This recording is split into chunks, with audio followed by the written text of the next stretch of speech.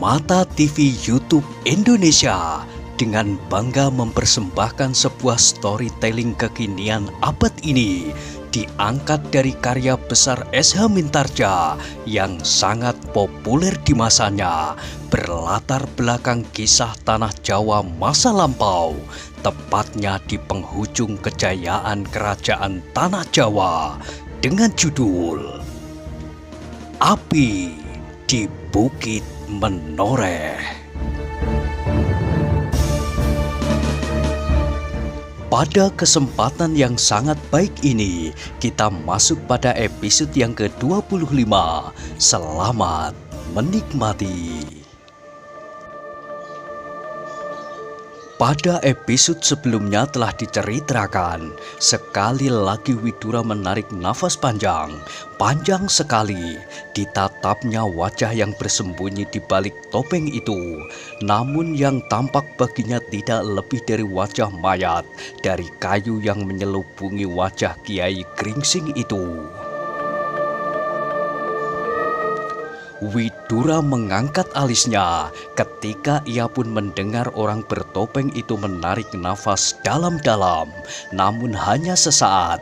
Yang kemudian terdengar adalah kata-kata orang bertopeng itu pula. "Nah, cobalah." Widura tidak dapat berbuat lain daripada mencoba membunyikan cambuk itu. Dengan satu gerakan menyentak sendal pancing, ia mencobanya. Dan terdengarlah sebuah lecutan yang keras, namun hanya sekeras para penggembala membunyikan pecut-pecut mereka. "Ternyata kau tidak sepandai aku," berkata Kiai Gringsing. "Berikan cambuk itu," mintanya. Dengan hati yang kosong Widura menyerahkan cambuk bambu itu, dan tiba-tiba sekali lagi menggeletar suara cambuk yang dahsyat, dan sekali lagi getaran yang dahsyat pula menghantam dada Widura. Untunglah ia segera berhasil memusatkan kekuatan batinnya sehingga dadanya tidak meledak karenanya.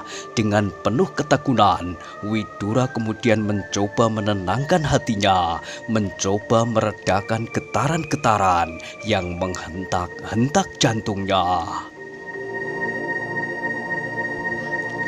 Ketika ia hampir berhasil, terdengarlah suara Kiai Gringsing tertawa. Katanya, "Jangan marah Widura, aku hanya bermain-main, agaknya kau terkejut karenanya."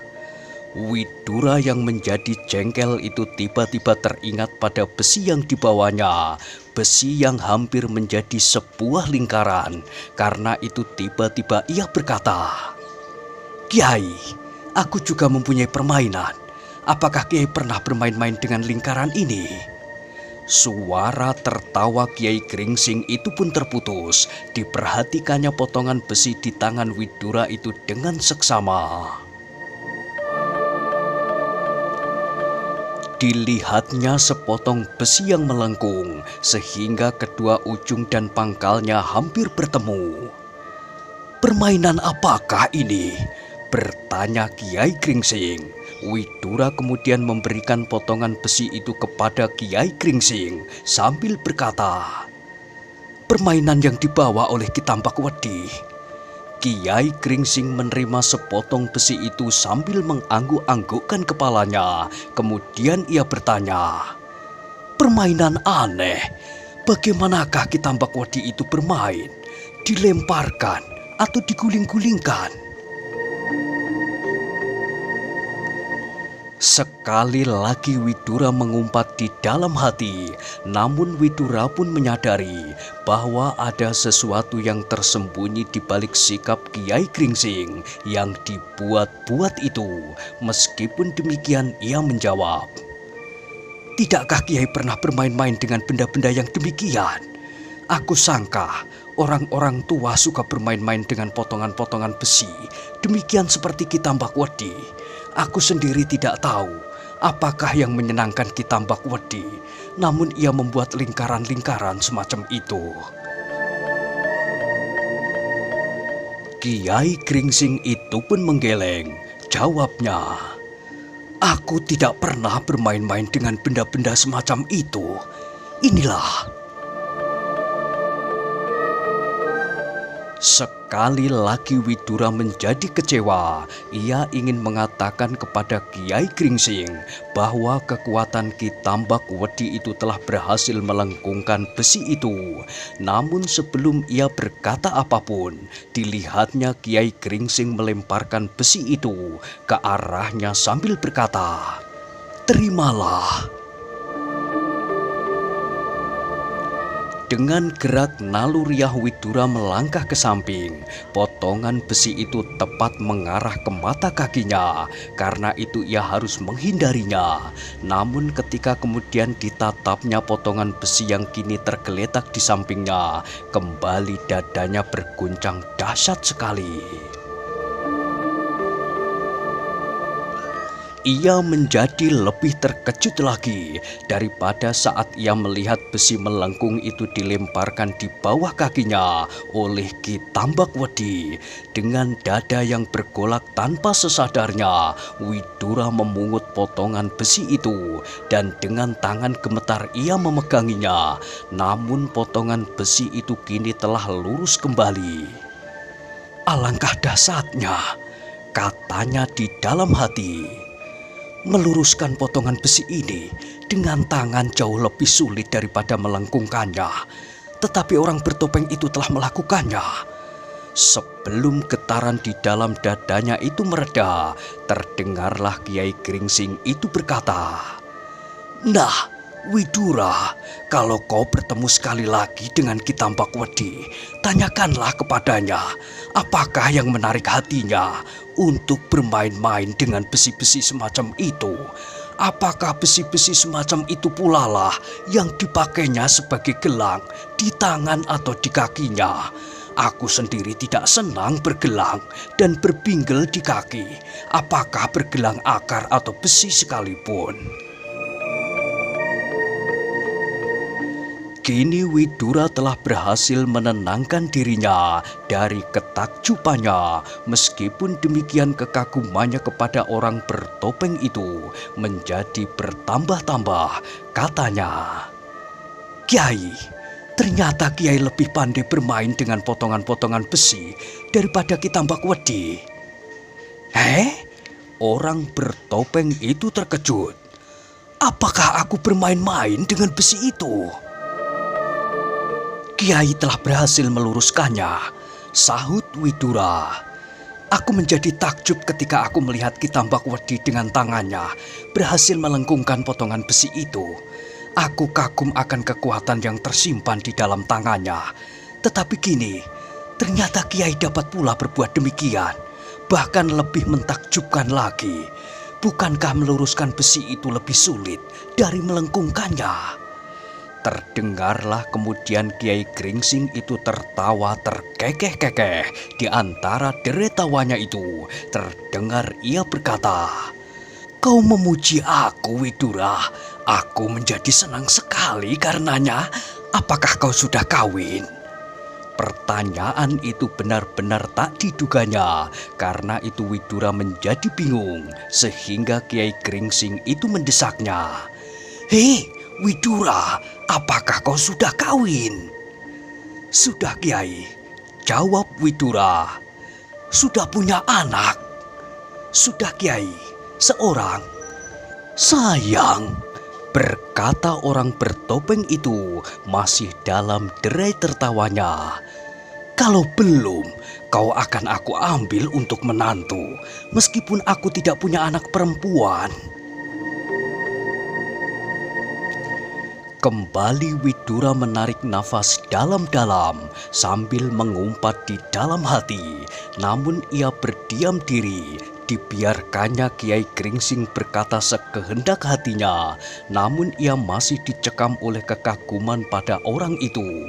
Orang yang dengan suara lecutan yang dahsyat telah memperpanjang umurnya. Dan dengan kedua tangannya tanpa dilihatnya telah berhasil meluruskan besi yang melengkung itu. "Kalau demikian," katanya dalam hati, Apakah dugaan Ki Tambakwedi tidak keliru? Ki Tambakwedi menganggap bahwa tidak ada orang sakti selain dirinya di daerah ini. Bagaimanakah dengan orang bertopeng ini? Orang yang namanya sama sekali tak dikenal selain olehku dan Agung Sedayu.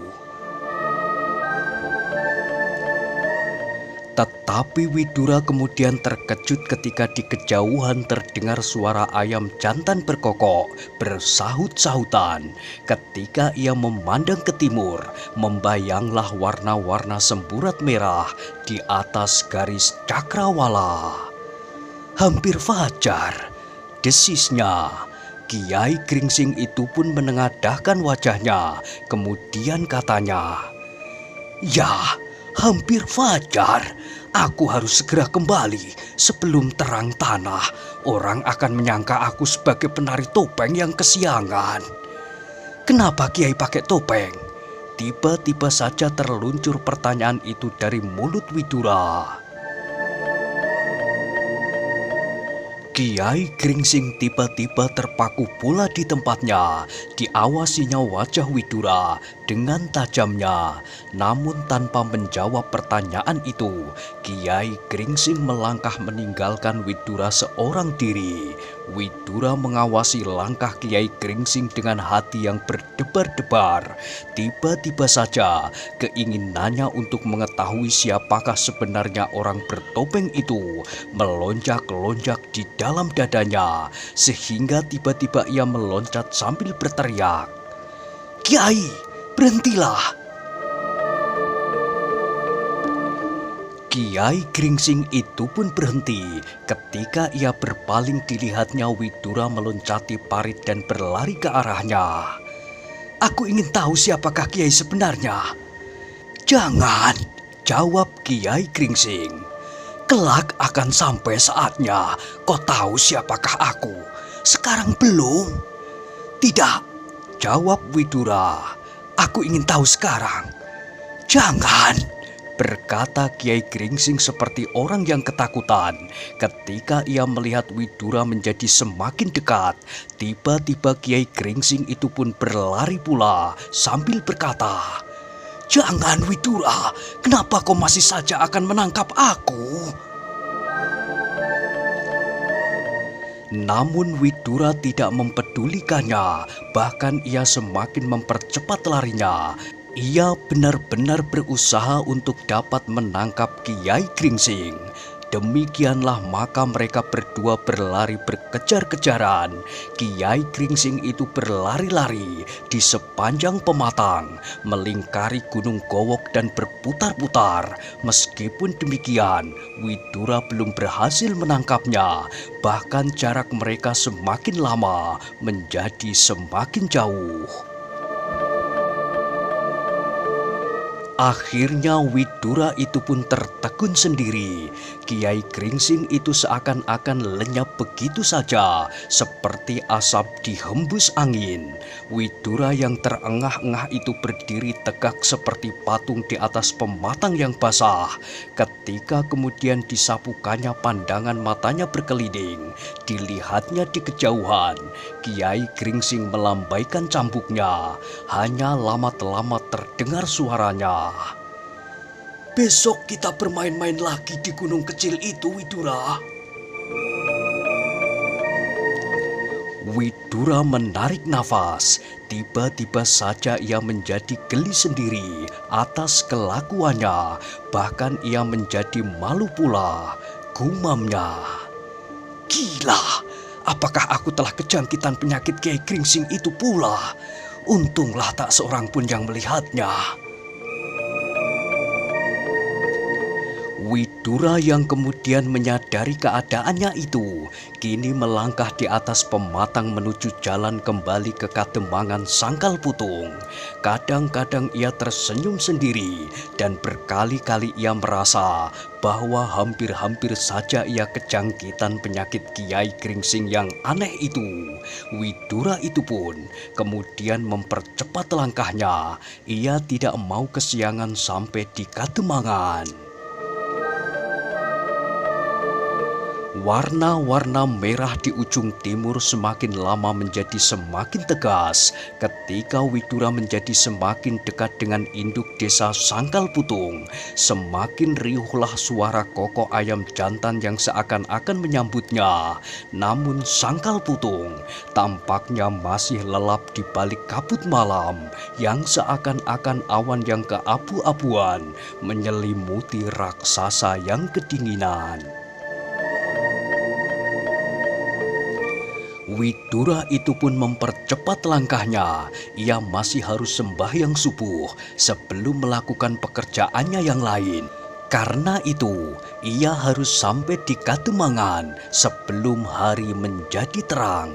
Ketika Widura itu hampir sampai di regol halaman Kademangan, ia menjadi terkejut. Dalam keremangan embun menjelang fajar, dilihatnya beberapa orang bergerombol di muka regol itu, lebih banyak dari yang seharusnya.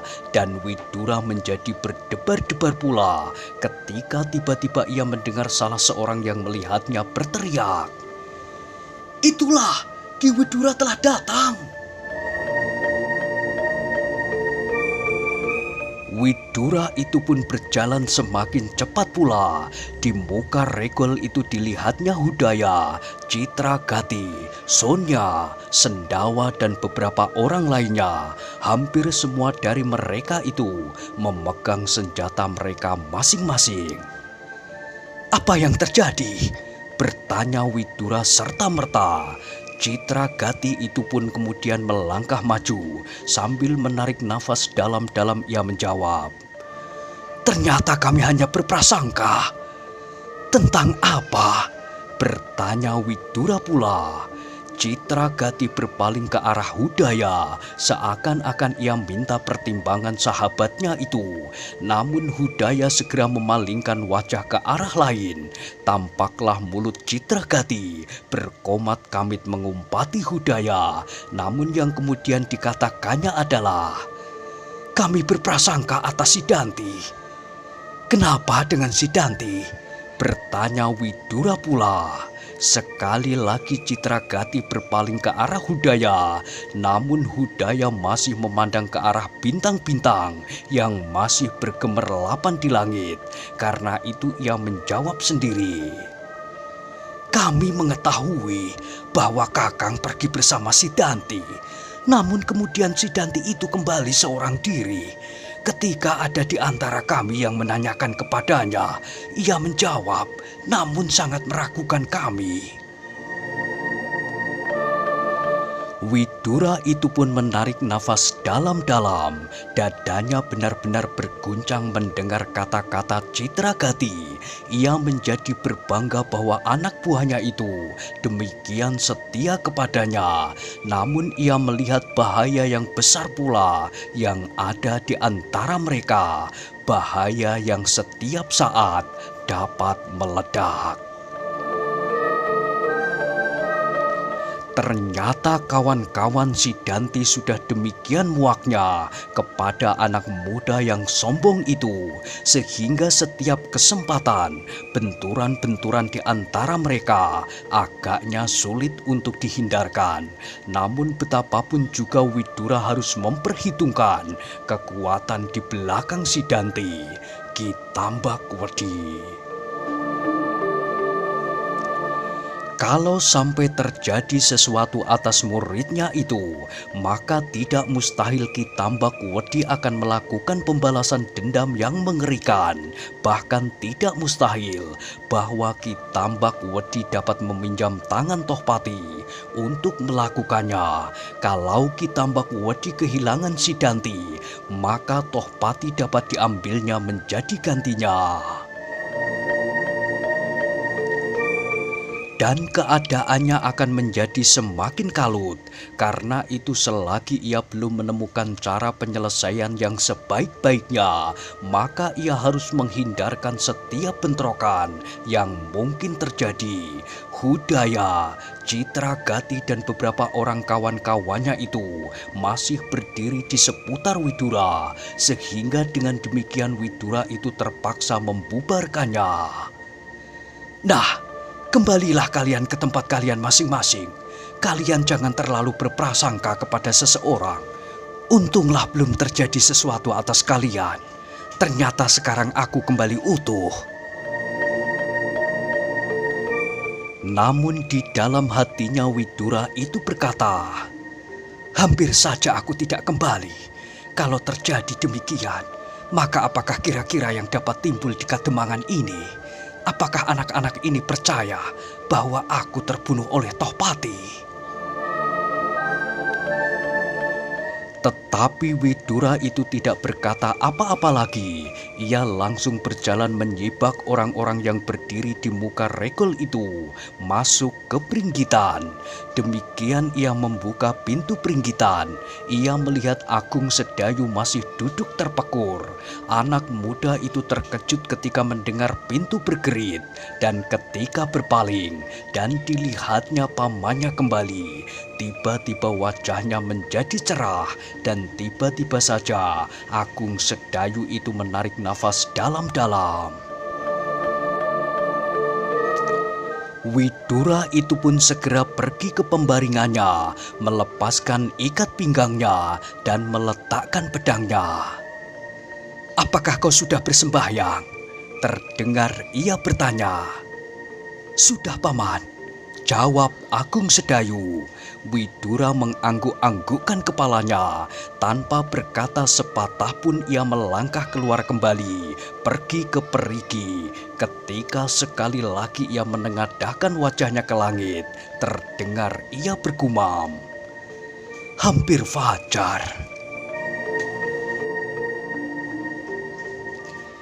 Baru setelah Widura itu selesai bersembahyang, maka ia pun segera duduk pula bersama-sama Sedayu.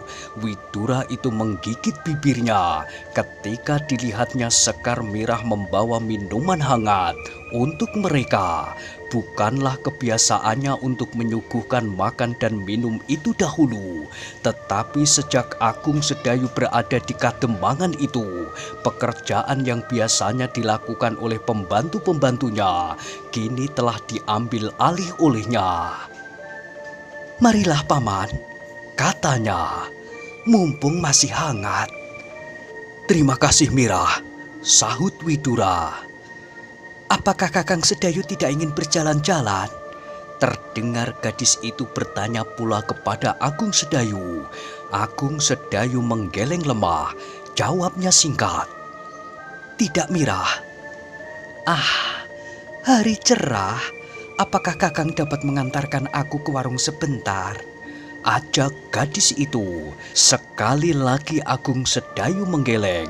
Meskipun sebenarnya ingin juga ia pergi, namun ia tidak berani melakukannya. Karena itu jawabnya, tidak Mirah, aku sedang sibuk di sini.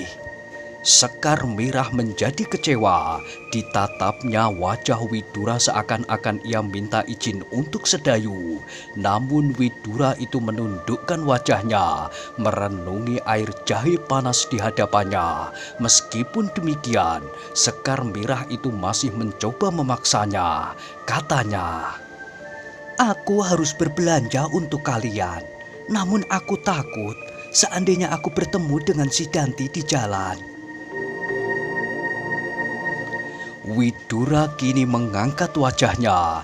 Dilihatnya Agung Sedayu menjadi bingung untuk menjawab pertanyaan Sekar Mirah itu.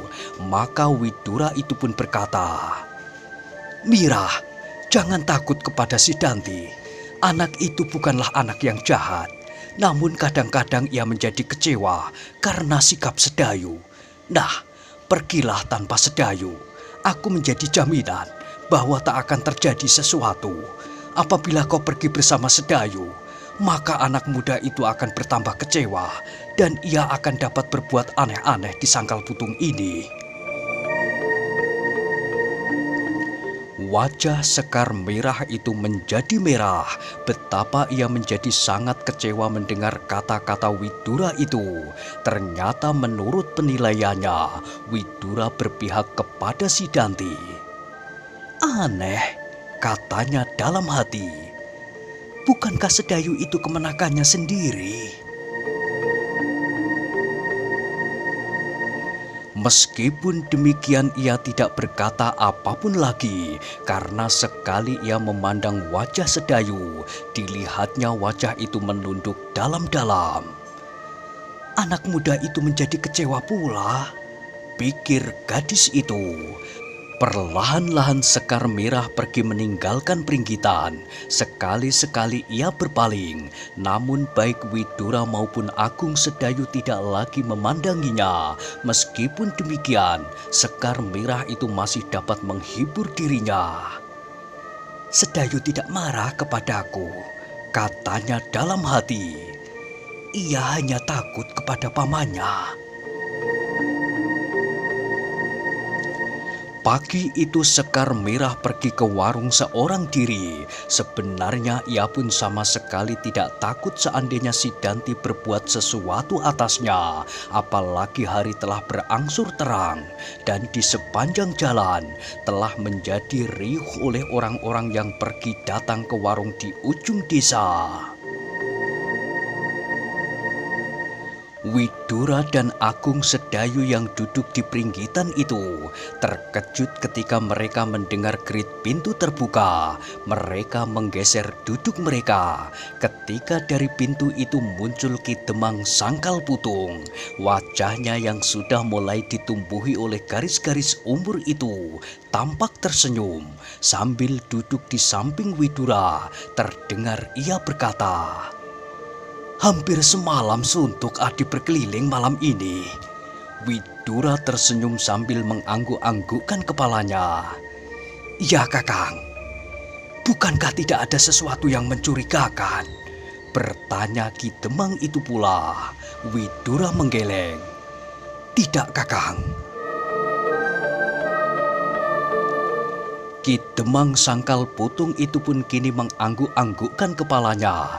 Kemudian katanya, "Anak-anak sudah siap untuk mengadakan perlombaan-perlombaan yang dapat menarik hati mereka dan menghilangkan kecemuan. Apakah anak-anak Adi Widura berminat pula?" "Ya," sahut Widura, "aku senang dengan rencana itu. Kita dapat segera menyelenggarakannya," berkata Ki Demang itu pula. Widura itu pun tiba-tiba termenung. Apakah perlombaan-perlombaan itu akan dapat menggembirakan anak buahnya? Dalam keadaan seperti kini, ia pasti bahwa perlombaan apapun, si Dantilah yang akan memenangkannya. Namun akhirnya ia menjawab, "Baiklah Kakang, meskipun kami semuanya sudah tahu siapakah yang akan menjadi pemenangnya, namun akan menyenangkan pula bagi mereka yang akan menjadi pemenang kedua, ketiga, dan seterusnya." Mendengar keputusan Widura itu, Ki Demang mengangguk-anggukkan kepalanya. Peristiwa itu pasti akan menyenangkan anak-anak muda Sangkal Putung. Perlombaan-perlombaan yang demikian akan menghilangkan kecemuan, dan mereka merasa bahwa dengan perlombaan-perlombaan itu mereka mendapatkan beberapa kebanggaan. "Kapan perlombaan itu akan kita adakan?" bertanya Ki Demang. Widura mengerutkan keningnya. Tiba-tiba terngiang di telinganya kata-katanya Ki Tambak Wedi bahwa waktu yang diberikan kepadanya hanyalah sepasar. Karena itu, maka apapun yang akan dilakukan harus mempertimbangkan kemungkinan-kemungkinannya. Dengan ancaman itu, Widura percaya bahwa orang semacam Ki Tambak Wedi itu pasti akan mampu melakukan apa saja yang dikatakannya. Nah, bagaimanakah kisah selanjutnya? Silahkan ikuti terus Kisah Api di Bukit Menoreh pada episode berikutnya.